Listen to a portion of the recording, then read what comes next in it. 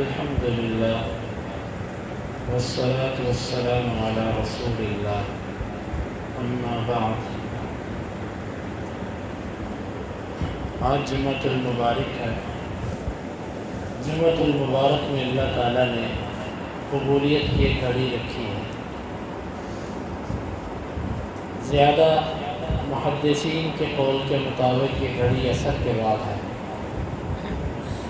اور پھر یہ جمعہ یہ ان جمعوں میں ہے جو ایام تشریق کے اندر آ رہے ہیں۔ ایام تشریق 13 ذوالحجہ تک کے لیے یہ لفظ بولا جاتا ہے۔ تشریق یہ شرع یشرق التشریق، اس کا معنی ہوتا ہے کہ دھوپ کے اندر کسی چیز کو خشک کرنا۔ عرب لوگ اپنے جانور جب ذبح کر لیتے تھے، بانٹ دیتے تھے، کھلا دیتے تھے، تو اس کے باوجود گوشت بچ جاتا تھا، تو وہ اس گوشت کو محفوظ کرنے کے لیے اس کو دھوپ کے اندر خشک کیا کرتے تھے۔ ان دنوں کے اندر وہ اسی چیز کو خشک کرتے تھے، تو اسی مناسبت سے اس کا نام ایک ایام تشریق بھی ہے۔ اور ان دنوں کے اندر تکبیرات بھی پڑھی جاتی ہیں۔ تو آج کا جو جمعہ ہے یہ ایام تشریق میں آ رہا ہے۔ ہمارے یعنی کہ پاکستانی رویت کے مطابق آج تیسرا دن ہے عید کا۔ حدیث کے اندر آتا ہے کہ آپ صلی اللہ علیہ وسلم نے فرمایا کہ افضل الایام یوم النحر، دنوں میں سے بہترین دن، افضل ترین دن وہ قربانی کا دن ہے۔ ثم یوم القر، جس طرح ہم عید اور ٹرو اور مرو اس طرح لفظ بولتے ہیں، عربوں کے ہاں یوم النحر قربانی کا دن، یوم القر یہ قرار کا دن، کیونکہ پہلے دن کافی مشقت ہوتی تھی، 4 کام حاجی کرتے تھے، اور پہلے دن جو حج نہیں کرنے گیا وہ بھی قربانی کر کے تھکا ہوتا تھا، تو دوسرے دن ذرا آرام اور سکون کا دن ہوتا تھا۔ اور تیسرے دن کو کہا جاتا ہے یوم الرؤوس، سریوں کا دن، یعنی لوگ اپنی قربانیوں سے تقریباً فارغ ہو چکے ہوتے تھے، سریاں ہی سریاں نظر آتی تھیں، تو یہ ان کے نام رکھے گئے ہیں، یوم النحر، یوم القر، یوم الرؤوس۔ آپ نے بالترتیب ان کی فضیلت بیان کی ہے، سب سے افضل یوم النحر، پھر اس کے بعد یوم القر، پھر اس کے بعد، تو اس اعتبار سے بھی یہ دن فضیلت رکھتا ہے۔ تو آج جمعۃ المبارک بھی ہے، اور ایام تشریق کے اندر بھی یہ دن آ رہے ہیں، یعنی کئی طریقوں سے فضیلتیں جمع ہو رہی ہیں۔ تو ہم خاص طور پر جمعہ کے آداب کا خیال رکھیں۔ آگے پیچھے تو ہم نے کاموں پر جانا ہوتا تھا، کوئی مصروفیت ہوتی تھی، تو آج مصروفیت نہیں ہے، تو آج ابھی آرام کرنا ہے، تو آرام کرنے کے بعد جلدی مسجد چلے جائیں، 10-11 بجے مسجد میں جائیں، نہا کے، خوشبو لگا کے، اچھے کپڑے پہن کے اور غسل کر کے مسجد میں چلے جائیں، قرآن مجید کی تلاوت کریں، کثرت سے نوافل پڑھیں، جتنے نفل پڑھے جا سکیں وہ پڑھیں، خاموشی سے بیٹھیں، کسی سے بات نہ کریں، کسی کو تکلیف نہ دیں۔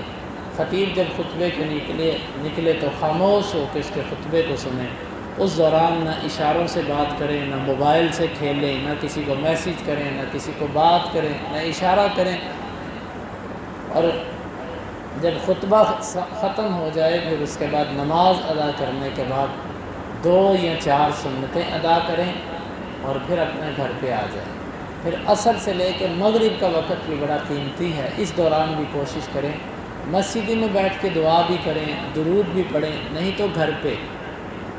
یہ چھٹی کا دن ہے، اللہ تعالیٰ نے چھٹی کے بارے میں ہمیں ایک شیڈول دیا ہے، فَإِذَا فَرَغْتَ فَانصَبْ وَإِلَىٰ رَبِّكَ فَارْغَب۔ جب تم دنیا کی مصروفیت سے کچھ فارغ ہو جاؤ تو اللہ کی عبادت میں لگ جاؤ، کیونکہ تمہارے اصل دنیا میں آنے کا مقصد یہی ہے۔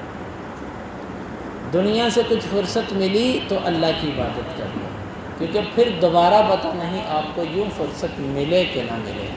تو اس اعتبار سے بھی یہ ہمارے لیے کچھ چھٹی کا دن بھی ہے، اس چھٹی کو ہم اللہ کی عبادت کے اندر گزاریں، یہ بھی ایک عبادت ہے۔ اور پھر اسی طرح ان دنوں میں رشتہ داروں سے ملنے کی کوشش کریں، وہ رشتہ دار جن سے ہم سال بھر نہیں مل پاتے ان سے ملنے جائیں، ان سے ملیں، 10 منٹ کے لیے بیٹھ جائیں، تکلفات سے ہٹ کے 10 منٹ بیٹھ جائیں، ہماری زندگی آسان ہو جائے گی۔ ایک اللہ تعالیٰ کی طرف سے حق جو ہے رشتہ داری کا وہ بھی ادا ہو جائے گا۔ اور اسی طرح ایک آخری بات کی طرف توجہ دلانا چاہتا ہوں کہ بھائیو، اشراق تک مسجد میں بیٹھنے کی عادت ڈالیں۔ یہ آپ کے لیے فائدہ ہے، آخرت کا فائدہ ہے۔ ٹھیک ہے، کبھی کبھار انسان کو ایسی ڈیوٹی ہوتی ہے، ایسی ذمہ داری ہوتی ہے کہ وہ فجر کے بعد اشراق تک نہیں بیٹھ سکتا، لیکن کم از کم اس مجبوری کو مجبوری کے ساتھ ہی رکھیں۔ جب مجبوری نہ ہو اس وقت مسجد میں بیٹھیں، مسجد کی رونق بنے۔ آپ کا وہ وقت قیمتی ہے جو آپ نے مسجد میں لگا دیا، اور وہ وقت آپ کا ضائع ہوا جو آپ مسجد کے علاوہ فضول کاموں کے اندر لگا دیتے ہیں۔ تو کوشش کریں ہم مسجد کے اندر بیٹھنے والی سنت اللہ کے نبی صلی اللہ علیہ وسلم کی جو آپ اشراق تک بیٹھا کرتے تھے، اس سنت کو ہم زندہ رکھیں۔ کیا ہے زندگی؟ مختصر سی زندگی ہے۔ بندہ جب دنیا سے جائے تو اللہ کا گھر بھی اس بات کی گواہی دے کہ واقعتاً یہ بندہ ایسا تھا کہ مسجد بھی روئے کہ اب میرے اندر وہ بندہ نظر نہیں آتا۔ سعد رضی اللہ عنہ انصار کے سردار تھے۔ سعد جب فوت ہوئے تو شہادت تھی ان کی رگ اکھل کے اندر تیر لگا تھا، اور اللہ تعالیٰ نے ان کو بنو قریظہ کے فیصلے تک زندہ رکھا۔ بنو قریظہ کے بارے میں جب انہوں نے فیصلہ کیا کہ ان کو قتل کر دیں، یہ فیصلے کے بعد ان کا خون بہنا شروع ہو گیا، اور وہ خون کا بہنا ہی ان کی شہادت کا باعث بنا۔ تو اللہ کے نبی صلی اللہ علیہ وسلم نے ان کے بارے میں کیا فرمایا تھا؟ آپ نے فرمایا اہتز لہ العرش، اس کے لیے اللہ کا عرش بھی ہل گیا ہے۔ اس سعد کی وفات پر اللہ کا عرش بھی ہل گیا۔ اور اس سعد کی عمر کتنی ہوگی؟ اگر ان کی عمر دیکھی جائے تو 40 سال سے زیادہ ان کی عمر نہیں جاتی۔ ایک بندے کی عمر اتنی تھوڑی ہے، آخر اس کا کیا عمل ہے کہ اللہ کے نبی صلی اللہ علیہ وسلم کہہ رہے ہیں کہ اس کی وفات پر اللہ کا عرش بھی ہل گیا ہے۔ یہ میری اور آپ کی بات ہوتی تو ہم مبالغہ کہتے ہیں اس کو۔ یہ اس نبی کی زبان سے کلمات نکلے ہیں جس نے کبھی بات کو بڑھا کر نہیں کیا تھا۔ آخر اس سعد کے اندر کتنا کہ اخلاص تھا اپنے رب کے لیے کہ رب بھی اس کی وفات پر اس کا عرش ہلا۔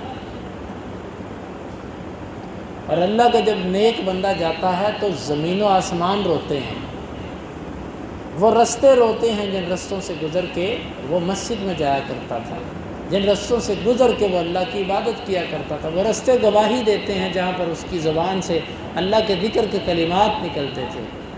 تو میرے بھائیوں، میرے دوستو، یہ فرصت کے ایام اپنے نفس پہ تھوڑی سی سختی کرنا سیکھیں۔ یہ نیکی سختی کے بغیر نیکی نہیں ہو سکتی۔ ہم اپنے نفسوں کو کچھ نیکیوں کا عادی بنائیں۔ وہ نیکیاں نفسوں پر سخت ہیں لیکن عادی بنائیں۔ ابھی میں کل اپنے کسی عزیز کی طرف گیا تھا، وہ کوئی بزرگ تھے، ان کے وہ فوت ہوئے، ان کی تعزیت کے لیے گئے۔ یقین مانے وہ جس بندے کے پاس ہم گئے ہیں وہ بندہ ان کے بارے میں 2 گواہیاں دے رہا تھا۔ پہلی گواہی یہ تھی کہ وہ بندہ ہر وقت قرآن پڑھتا تھا، اس کے ہاتھ میں قرآن ہوتا تھا، قرآن نہیں چھوٹتا تھا۔ اور دوسری گواہی، اور قرآن اتنا پڑھتے تھے کہ حافظ نہیں تھے، بزرگ تھے، لیکن جو حافظ جماعت کرواتا اور وہ غلطی کرتا نا تو اس کی غلطی پکڑ لیتے تھے۔ اتنا قرآن پڑھ پڑھ کے پکا ہو گیا کہ حافظوں کی غلطی پکڑ لیتے تھے۔ کیسی گواہی ہے؟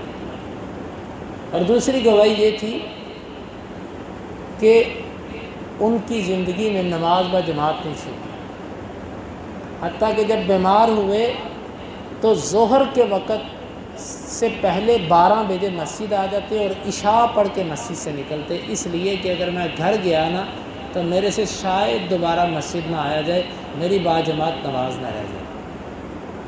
اور ان کا بیٹا کہتا کہ میرے ابا جی جب ملازمت کرتے تھے نا، اس وقت بھی جب کبھی طبیعت خراب ہوتی تو چھٹی لے کر جب آتے تو سیدھا مسجد آ کر لیٹ جاتے، کہتے اگر گھر چلا گیا تو مجھے مسجد میں لانے والا کوئی نہیں ہوگا۔ 91 سال کی عمر میں وہ بزرگ فوت ہوئے۔ 12 بجے مسجد آ گئے، اب میں نے نمازیں پڑھ کے 4 جانی، اور مسجد میں کیا کرنا ہے؟ قرآن قرآن قرآن۔ کیسی گواہی ہے؟